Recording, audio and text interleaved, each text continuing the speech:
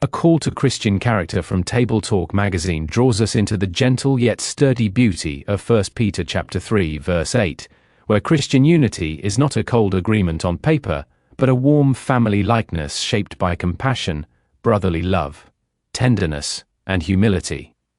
In Christ's household, hearts are not meant to rattle around like loose change in a drawer, but to be joined together in truth, mercy, and grace. Now for our reading. Finally, all of you be of one mind, having compassion for one another, love as brothers, be tenderhearted, be courteous. 1 Peter chapter 3 verse 8.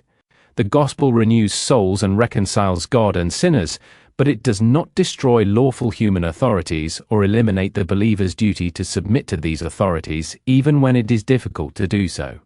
Peter has made this plain in 1 Peter 2 verse 13 through chapter 3 verse 7, while addressing how these principles should be applied with respect to the state, servants and masters, and husbands and wives. In today's verse, he begins to close out his writing on these matters by addressing relationships within the broader church.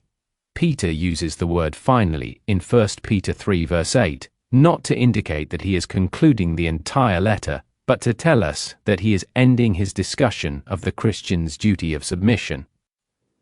With that in mind, Peter's guidance here explains the principle that Paul gives in Ephesians chapter 5 verse 21, that believers have a duty to submit to one another out of reverence to Christ. This broader duty of submission that Christians owe to one another does not erase differences in authority between people in the church and society. Church elders, for example, retain authority over church members as it is defined in Scripture. Instead, this broader submission of Christians to each other encompasses the duties that all Christians owe to one another, regardless of their position in the church, state, or home. The apostle states that believers are to aim for unity of mind.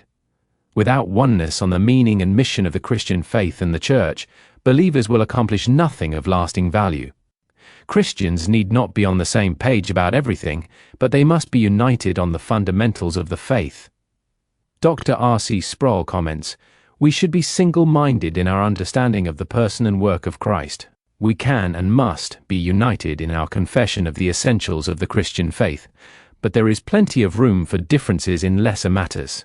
From unity of mind flow other essential aspects of Christian character and practice: sympathy, brotherly love, tenderness, and humility."